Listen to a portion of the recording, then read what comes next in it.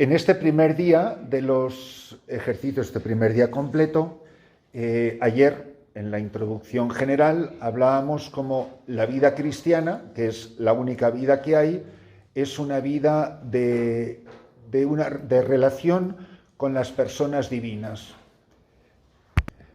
Decíamos ayer que la vida cristiana, mucho más obviamente la vida religiosa, que es el modo específico, como ustedes han sido llamadas a vivir la vida cristiana, la vocación bautismal, es llamada a la santidad, que consiste en esta conciencia activa, gozosa, consciente, agradecida de las tres personas divinas, Padre, Hijo y Espíritu Santo, que inhabitan en nosotros. La conciencia de esta presencia, que es la que nos transforma y nos santifica. Como sabemos del catecismo de cuando éramos pequeñitos, son tres personas diferentes, iguales en dignidad, ambas, las tres eternas, obviamente, pero diferentes. Tres personas diferentes, un único Dios que coposeen la misma naturaleza divina, Dios que es amor. Lógicamente, o por consecuencia, si las tres personas son diferentes, nuestra relación con las personas divinas también es diferente. Entonces, vamos a ir profundizando en qué consiste esta relación personal con las personas divinas, porque nuestra relación con el Espíritu Santo es diferente de nuestra relación con el Padre, por ejemplo, ¿no? Y esto es lo que vamos a tratar brevemente. No se trata de un curso de teología, sino un simple ejercicio de abrirnos a la acción de la presencia de las personas divinas en nuestra vida. Entonces, esta conciencia de la inhabitación, todas las demás presencias, por grandes o pequeñas que parezcan, incluso la presencia eucarística, está al servicio de la inhabitación de las personas divinas en el alma del cristiano que vive en gracia santificante. Entonces, ¿para qué vamos a comulgar? Vamos a comulgar para recibir a las tres personas divinas que inhabitan en nosotros. En teología espiritual es lo mismo decir que Dios vive en mí o que nosotros vivimos en Dios. Es lo mismo. Son maneras diferentes de expresarnos. Entonces, que para cada uno de nosotros esta conciencia sea lo que se vaya renovando en nuestra vida y que repasemos un poco de una manera sencilla, de una manera contemplativa, de una manera agradecida, en qué consiste esta presencia de las tres personas divinas en nuestra vida, que quieren entrar en intimidad y en amistad con nosotros, que son la fuente de nuestra vida, que yo no tengo otra vida que estas tres personas que viven en mí y que han hecho, como dice Sor Isabel de la Trinidad, han hecho en el cielo de mi alma el lugar de su morada, inhabitan en mí. Qué impresionante es contemplar esto. El Dios que no cabe en los cielos infinitos se ha encerrado en el pequeño corazón que es mi corazón, en mi pobre corazón. ¿Cómo el Dios que no cabe en los cielos infinitos, en el firmamento del cielo, puede inhabitar plenamente en mí? Es decir, no es que un poco de Dios, no es que un poco del Hijo, no es que un poco del Padre, no, la totalidad de Dios, la totalidad de las tres personas divinas viven en mí. Que Dios viva en mí significa que yo viva con estas personas, porque a lo mejor Dios vive en mí, pero yo no vivo con Dios. A lo mejor la mente y el corazón los tengo en otra cosa que no son en estas tres personas que inhabitan en mí. Y es maravilloso pensar que vivo en una comunidad de personas, de hermanas, que quieren vivir esto mismo. Y me tiene que maravillar igualmente, no solo que Dios, Padre, Hijo y Espíritu Santo inhabiten en mí, sino que me tiene que maravillar que vivan en el corazón de mi hermana. Y que yo pueda adorar al Dios infinito de amor eterno en el corazón de mi hermana. Pues qué grande debe de ser mi hermana de comunidad a los ojos de Dios, para que ese Dios que inhabita en mí quiera inhabitar también en ella. ¿Cómo? Y esto tiene unas consecuencias extraordinarias.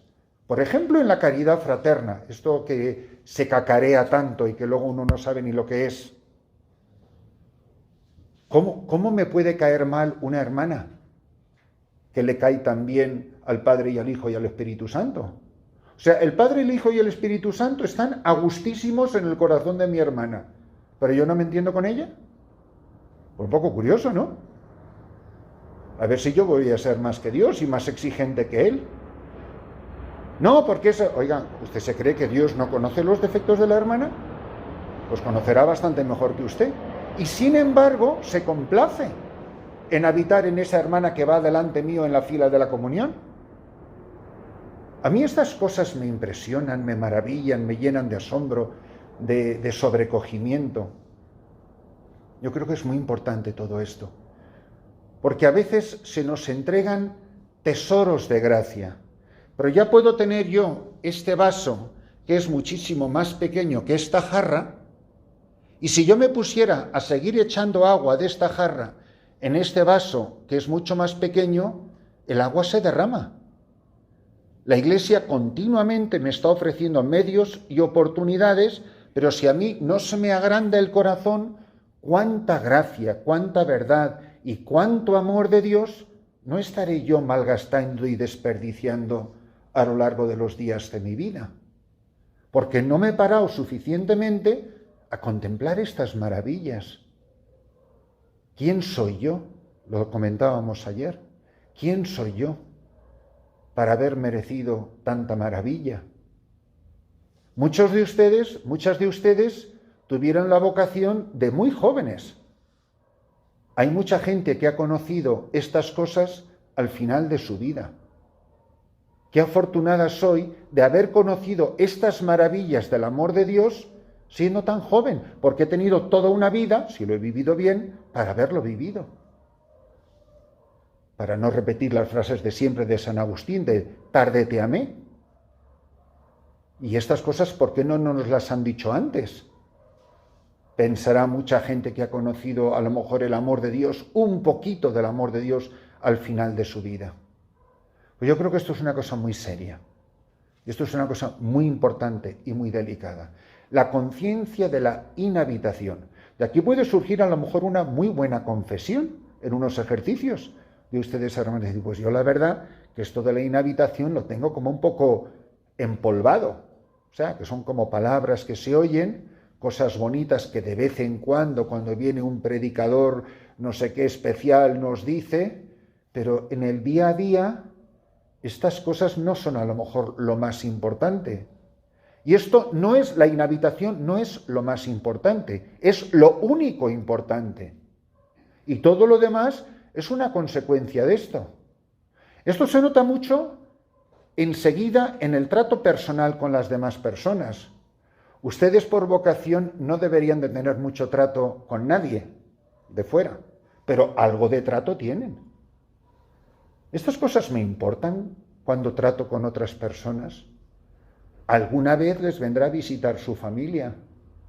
¿Ustedes no tienen gente en su familia que vive en pecado y que vienen a visitarlas y que se pasan a lo mejor más horas de las que deberían en un monasterio y cuando se van no les hemos dicho nada? Y a lo mejor no cambian, pero caramba que me duela que mi hermano, que mi hermana, que mi sobrina, que mi no sé qué, son cadáveres andantes. No sea usted exagerado. Bueno, yo no sé, pero me parece que es lo que enseña la Santa Madre Iglesia.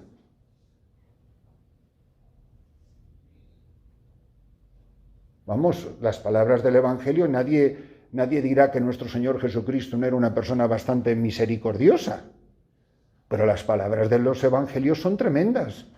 Id al fuego eterno, malditos. Arrojadlo afuera, donde será el llanto y el crujir de dientes. Vamos, no son de las cosas más agradables que uno escucha, ¿no? A mí me preocupa eso. Me preocupa eso como monja. Me preocupa eso como centinela en la noche que soy yo. Me duele. Santo Domingo de Guzmán, que se pasaba las noches, aparece en el oficio de lecturas del día de su fiesta, ustedes lo recuerdan perfectamente. ¿Qué será de los pecadores? le dolía al mismo Francisco de Asís. ¿Cuántas veces no aparecen estas cosas? Entonces, yo les animo, les invito a que se paren a pensar que esto no son como palabras celestiales, de teorías, de un vapor que flota por ahí, pero que luego la vida real, que no, que la vida real son estas tres personas que viven en mí, que inhabitan en mí. Esa es la vida real. En esto consiste la vida, dice Jesús, que te conozcan a ti, único Dios verdadero, y al que tú enviaste, Jesucristo. Ustedes se sienten, por ejemplo, responsables de la vida misionera de la Iglesia. Cuando yo era misionero en otro país, tuve una muchacha española voluntaria que vino a trabajar conmigo, una extraordinaria mujer, que al marchar de la misión, donde trabajaba conmigo, decidió entrar en vida contemplativa. Y entró en un monasterio y ahí está. Me acuerdo que las últimas palabras que le dije al despedirme de ella, le dije: yo, misionero, seguiré de pie mientras tú estés de rodillas. O sea, ¿ustedes se sienten responsables de la vida de los misioneros? ¿Se sienten responsables del clero de su diócesis? ¿Se sienten responsables de su obispo? ¿Se sienten responsables de lo serio que es su existencia y su vida? Que ustedes están sosteniendo a la Iglesia. ¿Recuerdan la famosa escena de Moisés orando en el monte, que lo habrán escuchado tantas veces, mientras el pueblo de Israel pelea abajo en el valle? Pero la gente de ese ejército pequeño de Israel que luchaba y ganaba la batalla, ¿era consciente de que había ganado la batalla porque Moisés estaba rezando en el monte? ¿Cuántas batallas no habrán perdido los soldados de Cristo, los misioneros, los sacerdotes, los obispos, porque Moisés, que son ustedes, no estaba rezando en el monte? Porque recuerdan que cuando bajaba los brazos, perdía el ejército de Israel. Ustedes tienen los brazos levantados, son centinelas en la noche, tienen la lámpara encendida, son conscientes de la urgencia de su conversión y de su santificación para que el Israel de hoy, que es la Iglesia en sus diferentes dimensiones, en la familia, en la jerarquía eclesiástica, en los misioneros, en los párrocos, en el clero diocesano, en las religiosas de vida activa, todo el resto del cuerpo místico de Cristo, está sostenido por ustedes. Entonces, esto no es irrelevante, esto es gravísimo, es urgentísimo. De la conversión y la santificación y de la santidad, del tono de santidad que hay en un monasterio, depende el resto de la Iglesia. Pues es urgentísimo que ustedes crezcan en esto y sean conscientes de esta presencia de la inhabitación de las tres divinas personas que les están comunicando la vida en Cristo. Las tres personas divinas por la encarnación del Verbo, de la segunda persona de la Trinidad, del Logos, del Verbo hecho carne, desposadas con este Verbo, sponsa verbi, esposas del Verbo, de la palabra, están alcanzando vida para toda la Iglesia. Bueno, esto es gravísimo, hermanas, y urgentísimo. Y así se nos está cayendo la Iglesia a pedazos, y no lo queremos ver. Decía yo hace un momento, respondiendo un mensaje a una religiosa misionera en otro país, le decía, me da la impresión que la congregación de ustedes son como el Titanic. ¿Se acuerdan del barco del Titanic, que se hundió ese maravilloso barco? Dice, me da la impresión de que ustedes están barriendo la cubierta del barco en el Titanic, que estamos muy preocupados, como estaban las hermanas esta mañana en la capilla quitando el polvo, pero que eso está muy bien, obviamente, quitar el polvo de la capilla. Lo que me parece que es una tontería estarle quitando el polvo a un barco que se está hundiendo, ¿no? Y nosotros podemos seguir viviendo en la Iglesia como si no pasara nada. Comamos y bebamos. Nos damos cuenta de la situación gravísima que se está viviendo, por ejemplo, en este país que esta semana, por ejemplo, acaba de aprobar la ley del aborto. Esas cosas nos duelen a nosotros, nos sentimos responsables. Pues ¿qué le vamos a hacer? Ya sabe usted cómo es el presidente. Y así nos quedamos tan tranquilos. Bueno, ¿y nosotros qué hacemos? Pero yo creo que no podemos ser ajenos a toda la responsabilidad que tenemos. Bueno, habiendo dicho esto a modo un poco también de introducción, respecto de esta conciencia de las personas divinas, porque luego esto tiene unas consecuencias extraordinarias. Hace un rato he mencionado, por ejemplo, la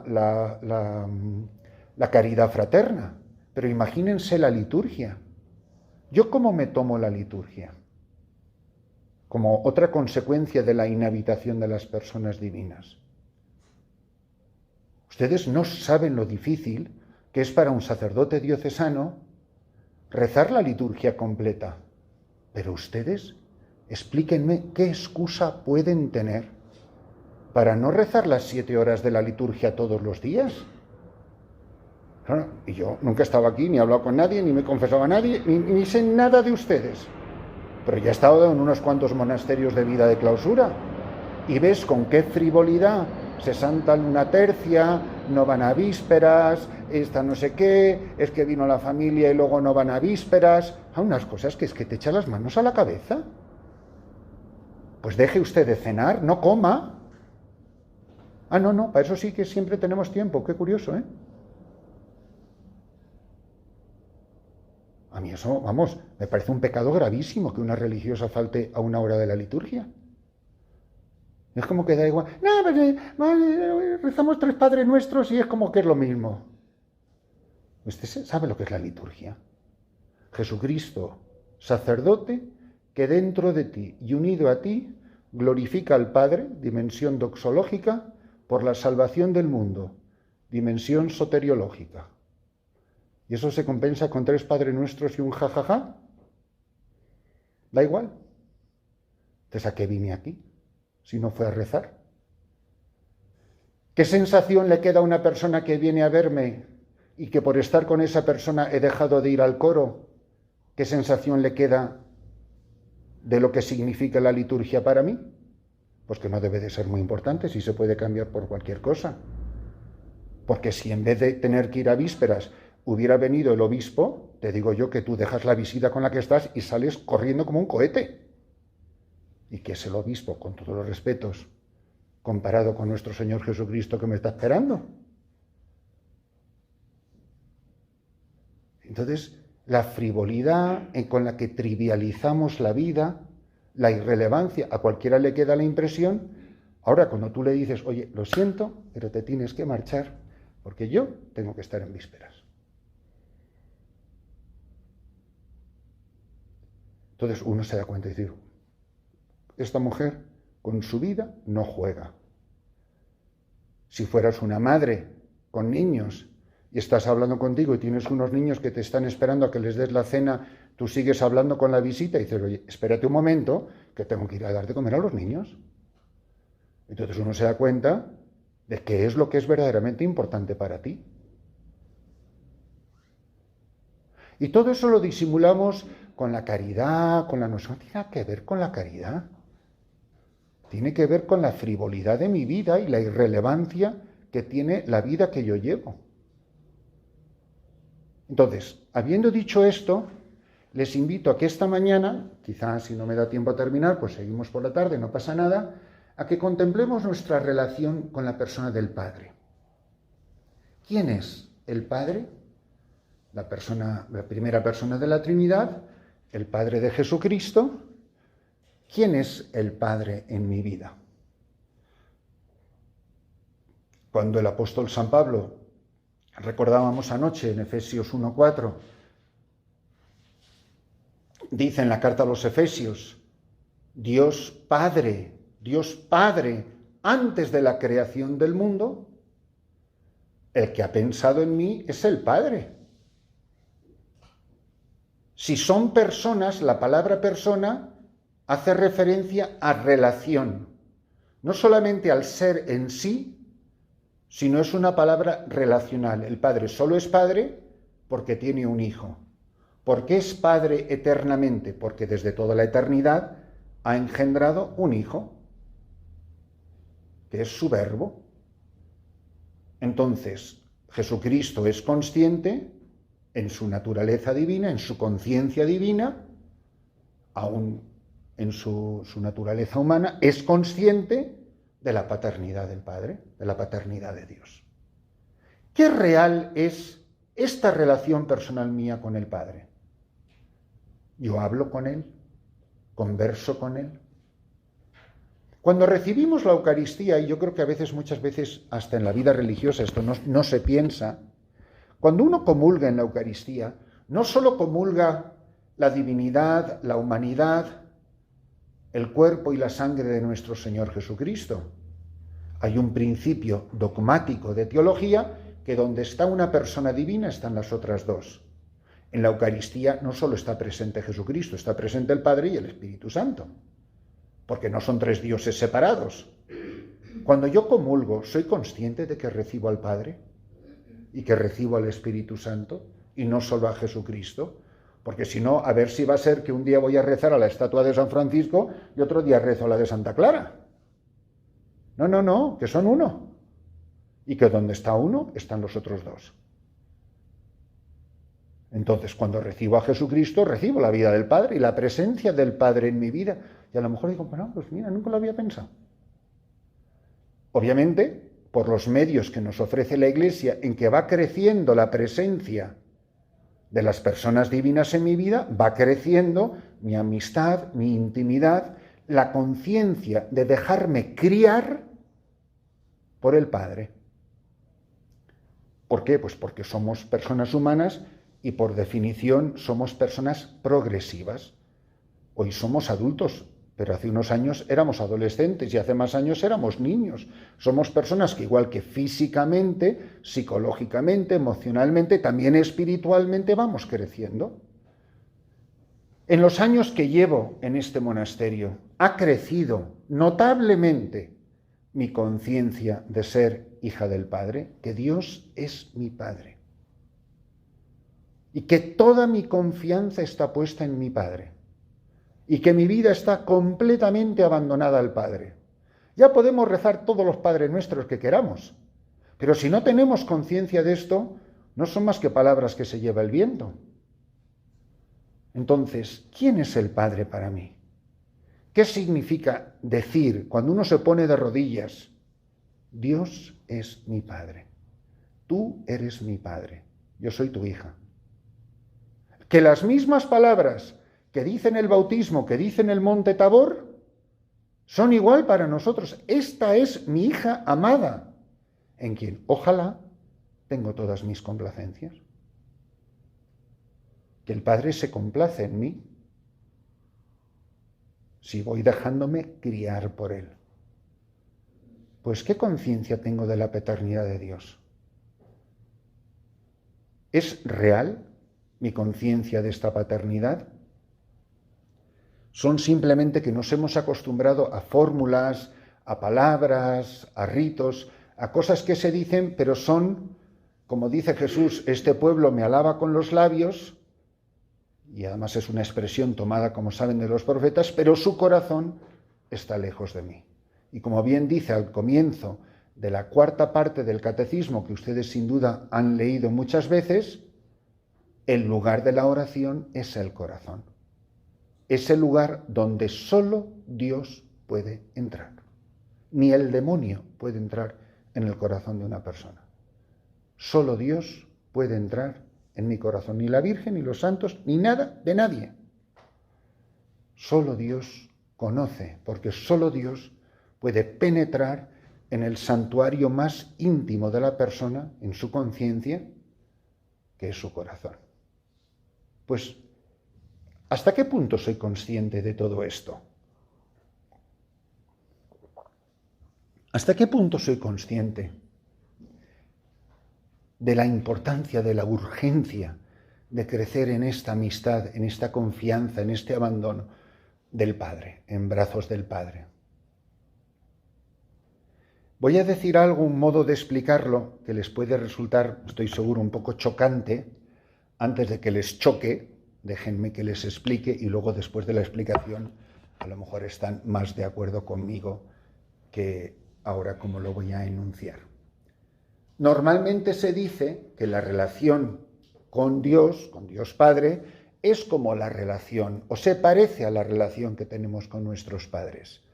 Yo creo firmemente que nuestra relación con Dios Padre es exactamente la opuesta de la relación a nuestros padres. Y no porque esa sea mala, sino porque es diferente. Si esto les resulta chocante, pues yo se lo explico y luego al final pues ustedes piensen si están de acuerdo o no. Miren, en el orden de la naturaleza, que es un orden creado por Dios, cuando un niño es engendrado, cuando un niño nace, el niño es radical dependencia del padre. El niño depende de su padre o de su madre, obviamente, ambos dos como una unidad, depende de sus padres. Para todo.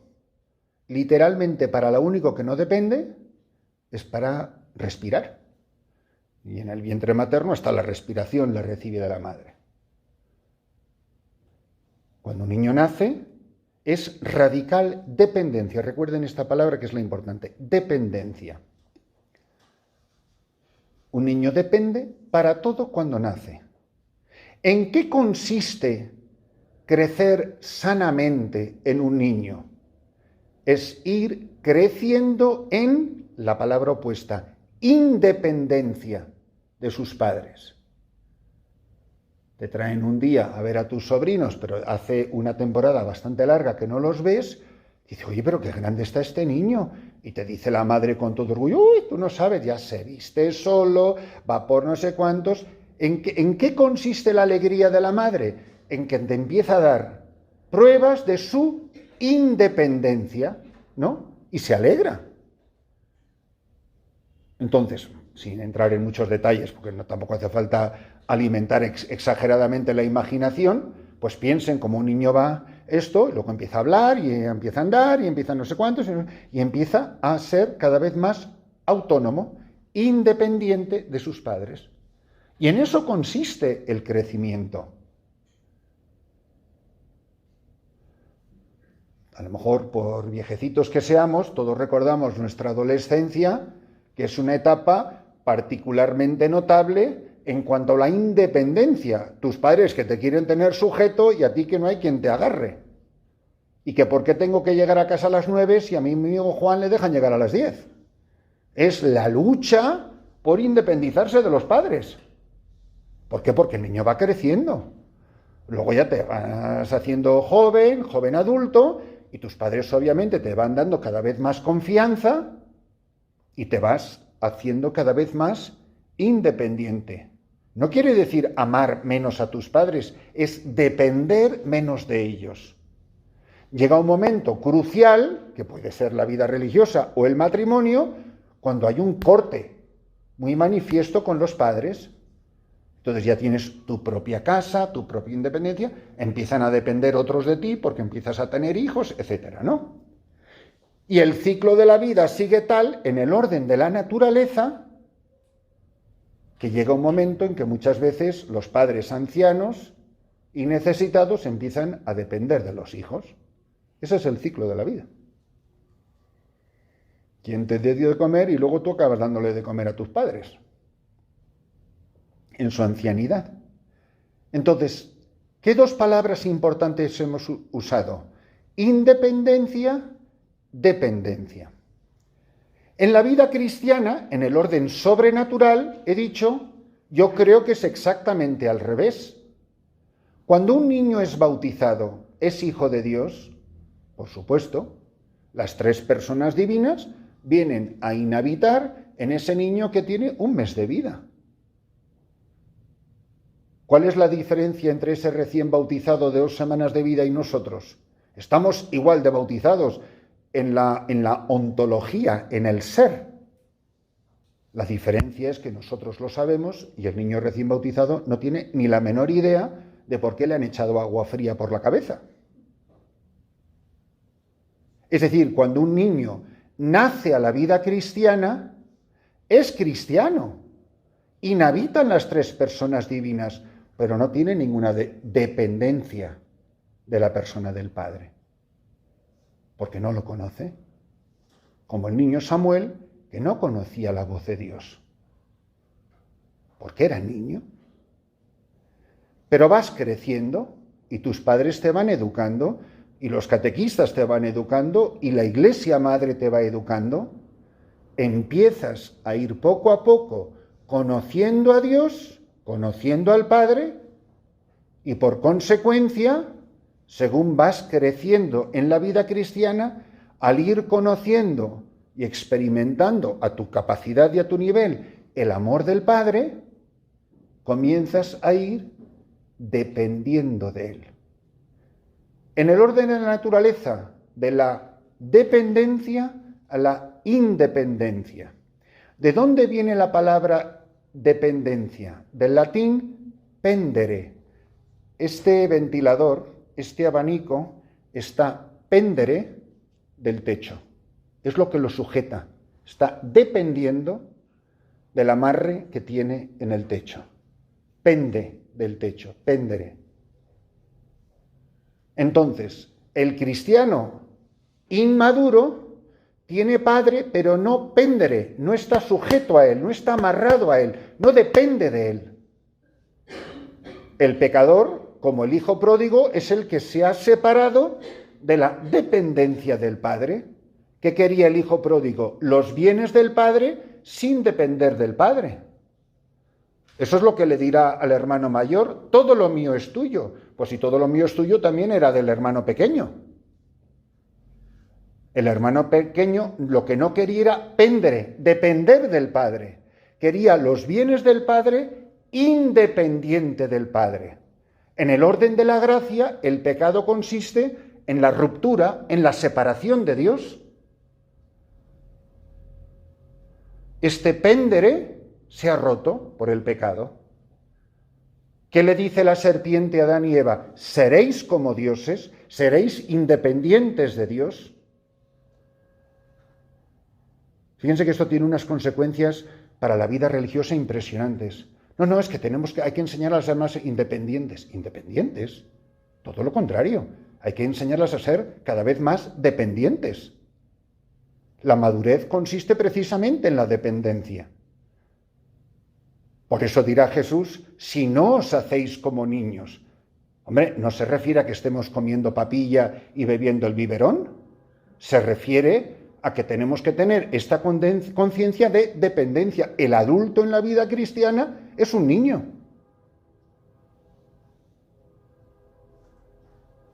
Entonces, la idea es ir enseñando en el orden de la gracia a hacer a las hermanas cada vez más dependientes, no independientes. Cuando yo quiero, y esto por ejemplo en la pobreza, cuando yo quiero cosas materiales independientes de la comunidad, es el hijo pródigo, que quiere las cosas del padre sin tener conciencia. Hijo, todo lo mío es tuyo, le dice el hermano mayor, que es lo mismo al hermano menor. No, yo quiero ser independiente, quiero esto mío, para mí, que lo use yo. Esto tiene unas consecuencias increíbles. Esta sensación de posesivo es lo que hace un niño. ¿No han visto que los niños pequeños, lo dice cualquier psicólogo infantil, agarra las cosas y se las mete en la boca? Porque es la manera de tomar posesión de un objeto. Mío. El niño es incapaz de generosidad. Es para él. Los celos que le dan a los niños cuando nacen sus hermanos pequeños, porque le están quitando algo de él que es su madre o su padre. Y mucha gente ha sufrido esto de pequeño. El rechazo, el sentirse menos, eso tiene unas consecuencias prácticas extraordinarias. Yo tengo la sensación de, al paso de los años de mi vida, en vida monástica, de que he ido creciendo en esta dependencia del Padre. Por eso cada vez necesito menos. Que a una persona que entra con velo blanco le cueste la pobreza es perfectamente comprensible. Si ayer por la tarde tenía todas sus cosas. Ahora, que una persona que lleva aquí 30 años le siga costando la pobreza, perdonen, no es lo mismo un niño que un enano, aunque sean de la misma estatura. Y si en vez de monjas tenemos enanas, en vez de un monasterio deberíamos de poner un circo. Es que ya somos adultas. ¿De verdad? ¿Por qué? ¿Porque tiene muchas canas o por qué? O sea, ¿cómo concluye usted que somos adultas? Es que nos tratan como niñas. Bueno, pues que a lo mejor es porque se comportan como niñas. Compórtense como adultas y las trataremos como adultas. ¿Qué es lo que le pasa al adolescente? Que se cree que es adulto, pero no es adulto, todavía es un niño grande. Y créanme que la madurez no tiene nada que ver con los años, ¿eh? Que Santa Teresa del Niño Jesús, vamos, la sobraba madurez para darnos vuelta a todos. Y probablemente murió mucho más joven de lo que somos todos los que estamos aquí. Y hay mucha gente que pueden ser adolescentes de 80 años. Porque nunca han madurado, se han quedado enanitos, nunca han crecido.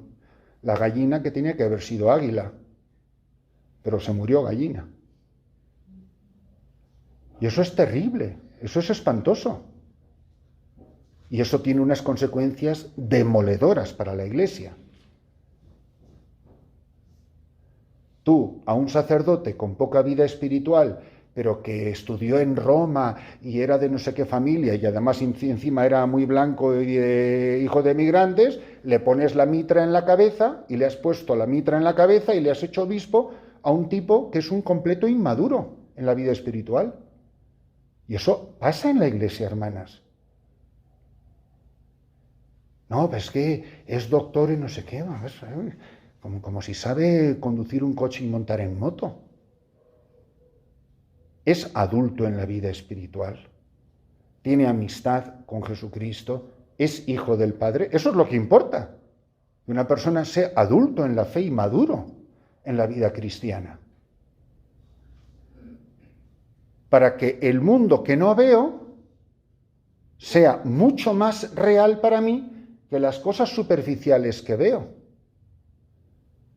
A mí, por ejemplo, me complace mucho más estar con el Padre en la oración o en cualquier momento del día que estar con cualquier persona humana. Pues ¿es una persona real para mí o es una palabra?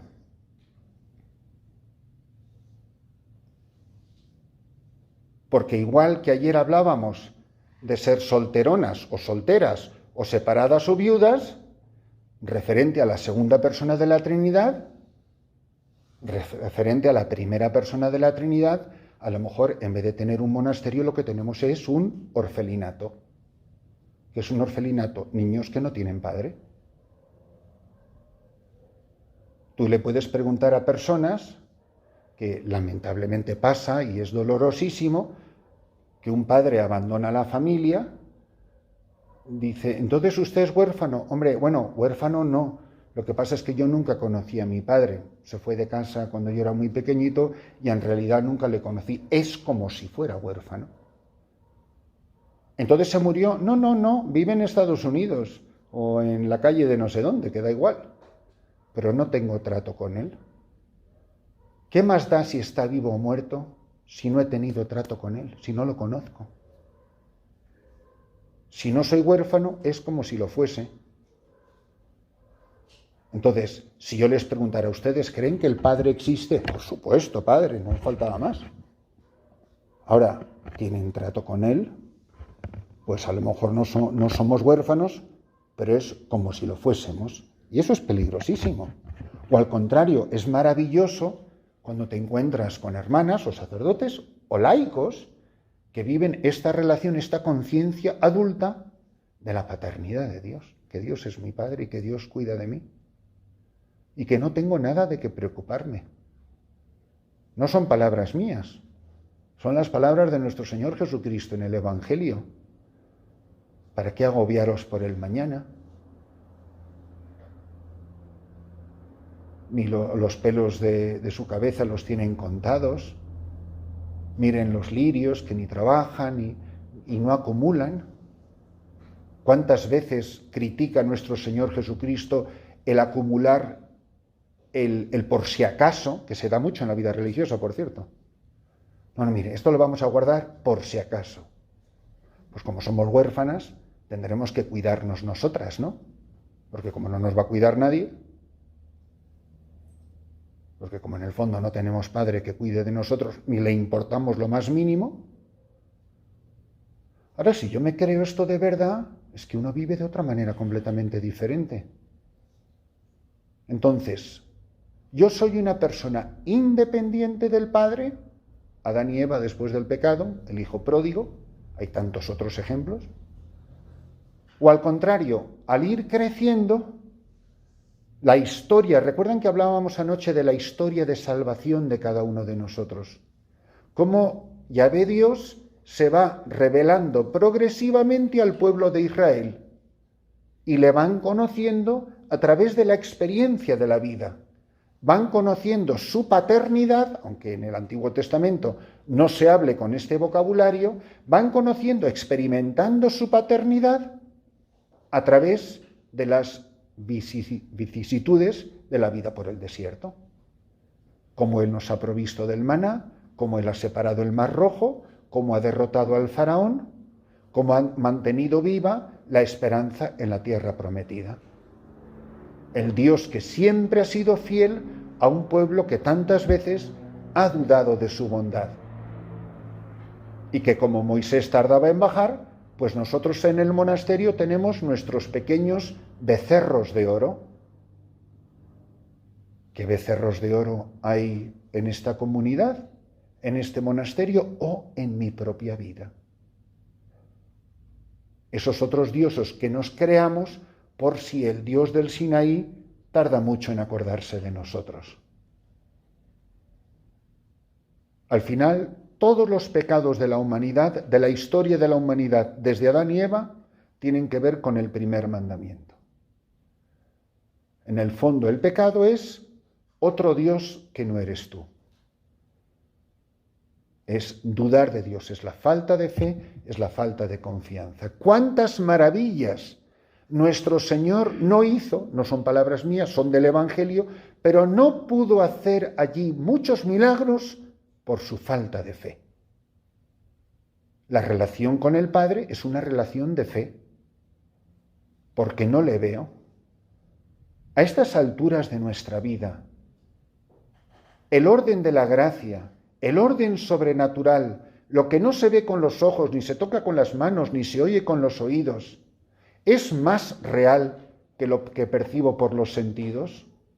Los sentidos sobrenaturales, que son la fe, la esperanza y la caridad. Pero no es el gusto y el tacto y la vista y el oído.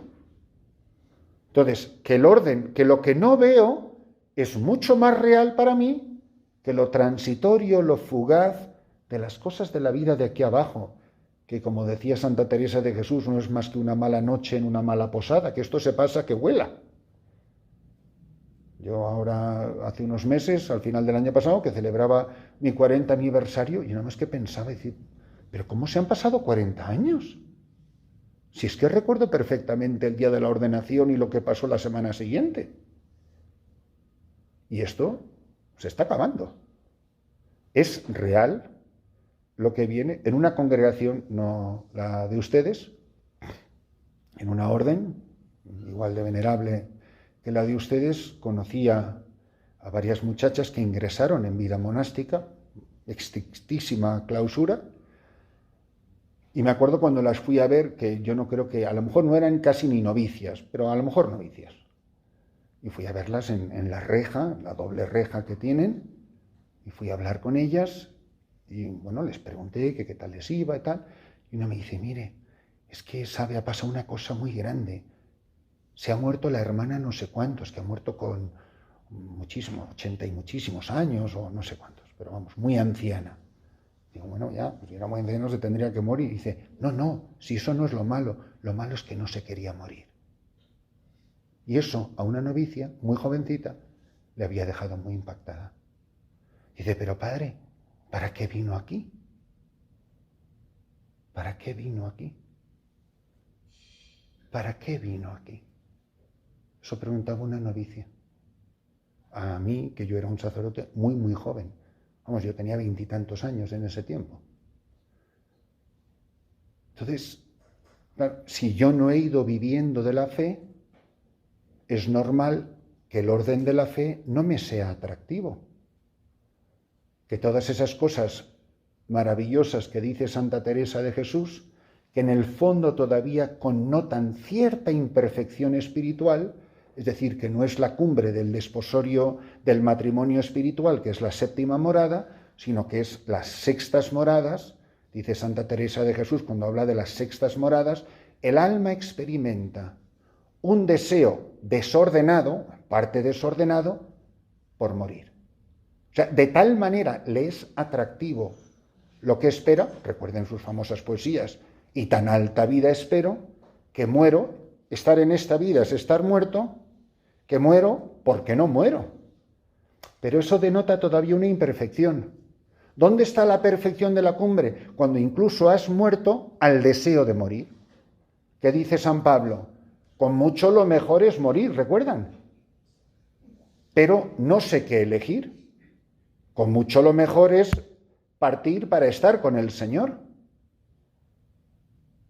Pero por ustedes sé que a lo mejor necesito quedarme, no sé qué elegir. Es la persona que incluso al deseo ardiente, apasionante, urgente de ver el rostro del Padre, renuncio por la caridad con los hermanos. Ahora, lo que es terrible es no sentir ese deseo de verlo. O sea, las últimas palabras, abran una Biblia, lean el final del capítulo 22 del Apocalipsis y es un grito entre exclamaciones. Amén, Maránata, ven Señor Jesús. Yo de verdad estoy deseando que venga. Mire, que también que se lo tome con calma, que yo tampoco tengo tanta prisa. Bueno, pues de verdad me resulta atractiva la persona del Padre. Vivo en este abandono, en esta dependencia de la persona del Padre. Yo creo que todo esto nos da muchísimo para pensar. Yo me estoy tomando todas estas cosas que son del orden de la fe, que no son las cosas triviales y cotidianas que pasan en la vida de un monasterio, porque no viven ustedes abstraídas de la sociedad que les rodea. Pero somos guardianes de nuestra vida y de nuestra identidad.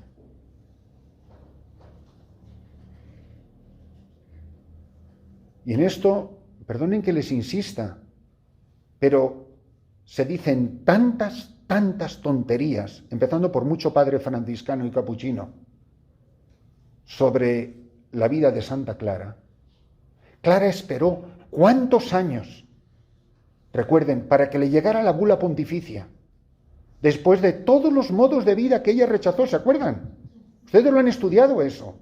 Y cuando le llega, ella cuenta en las crónicas que lo único que hacía era besar el pergamino.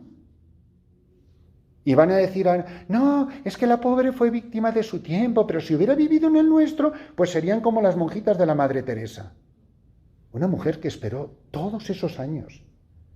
Se tuvo que conformar y rechazó, y eran los mismísimos romanos pontífices, ¿no? Y entonces ella fue una víctima de su tiempo, porque como no queremos vivir la clausura, como queremos estar cada vez más metidas en el mundo, nosotros en el mundo y el mundo en el monasterio, entonces nos inventamos que, claro, Santa Clara no quería vivir esa vida, la pobrecita. Era víctima de estos hombres pérfidos eclesiásticos. No. Vivió la vida a la que se sintió llamada a vivir. Otra cosa es que tú no la quieras vivir, pero no le culpes a Santa Clara. Si no la quieres vivir, no la vivas, pero no culpes a Santa Clara, que se dicen muchas tonterías en la vida religiosa. Y lamentablemente por nuestros queridos hermanos los padres. Termino con una frase que no tiene que ver con el Padre, sino con esto que estoy diciendo ahora mismo, porque es una cosa muy importante. Dice San Juan de la Cruz, hablando más sobre la dirección espiritual, etcétera, hablando a las carmelitas de su tiempo, le dice, mire muy mucho su caridad, en qué manos pone su ánima. Recuerden el castellano antiguo.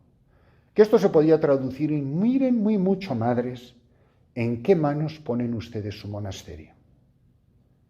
Y dice San Juan de la Cruz a la carmelita a la que le está dando un consejo, que como sea el director, así será el dirigido. miren muy mucho en qué manos ponen su monasterio, que como sea el director, así será el monasterio. Entonces tengan mucho, mucho cuidado. Yo les recomiendo ser más leonas que corderos. Y si le puedo dar un consejo a la madre abadesa, y hoy es la pobrecita que tenemos aquí, que pobrecita ella no debe ser una tarea fácil, y además no se preocupen, esto es cada 3 años, dentro de un rato le toca otra. Yo en todos los monasterios a los que voy, les digo, en la toca, escríbanse una palabra, que la vea toda la comunidad. N-O. Es la palabra más importante de una superiora para defender la vida de un monasterio. ¿Podría? No. ¿Es que hemos pensado? No. ¿Me daría permiso? No. Cuesta horrores. La pasta de dientes, el tubo de la pasta de dientes.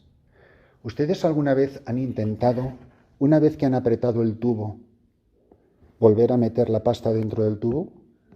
Como difícil, ¿no? Tú di que sí una vez cuando tenías que haber dicho que no y nunca jamás podrás volver a decir no. Entonces piensen muy bien cómo guían su monasterio, porque ustedes son las protagonistas de este monasterio en 2023. ¿Pero qué monasterio les entregaron sus mayores a ustedes?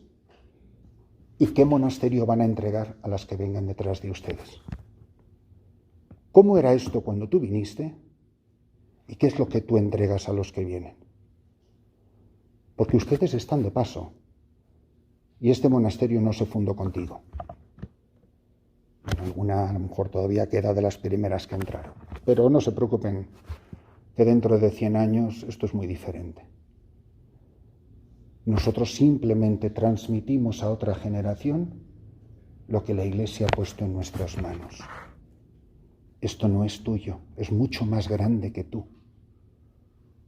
Y tú eres, una palabra muy franciscana, guardiana de un tesoro, de un testamento. Y ustedes transmiten la gracia de un carisma y la historia de amistad de Francisco y Clara con el Señor a lo largo de los siglos.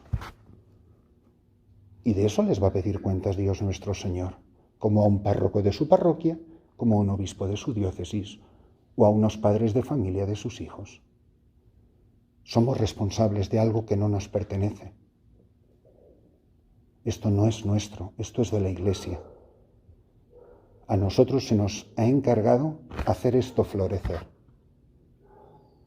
¿Cómo lo estamos viviendo? Pues miren, todo esto nace de esta amistad con Dios. Todo lo demás, lo que no se sustente en la persona de Dios nuestro Señor, tiene, como los yogures, fecha de caducidad. Se irá decayendo, se irá muriendo, se irá pudriendo, se irá, o al contrario, lo hemos hecho florecer por la fidelidad al Padre y al Hijo y al Espíritu Santo, por la fidelidad a nuestros padres fundadores, que bastante sufrieron para entregarnos lo que nos entregaron. Y ya en vida, ya en vida. Pues que nos aprovechemos ahora el tiempo de adoración, que es mucho más importante lo que le diga Dios nuestro Señor en una capilla en la adoración al Santísimo, que lo que les diga un pobre pecador que es igual o peor que ustedes, que nos tomemos en serio todo esto, porque es gravísimo. Y está en juego literalmente la vida eterna de mucha gente. Que la gente se vaya al cielo o no se vaya al cielo. Pidámosle al Señor que nos ilumine todas estas cosas.